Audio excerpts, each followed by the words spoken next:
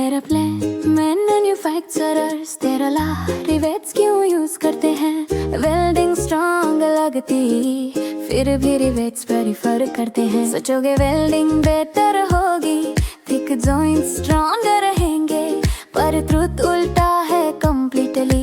Physics के rule से रंग लाएंगे। एरोप्लेन बॉडी एक जेट पीस नहीं थी, एल्यूमिनियम पैनल्स गई। रिवेट्स अलाउ करते फ्लेक्सिबिलिटी, टर्बुलेंस में स्ट्रेस एब्जॉर्ब हो जाए। पैनल्स फ्लेक्स कर सकती थोड़ा, नेचुरल मूवमेंट सेफ है।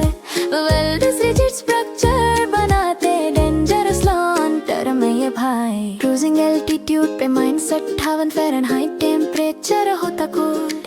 Fuse as expand on track करता, नॉन स्टॉप स्टोरी अनटोल्ड।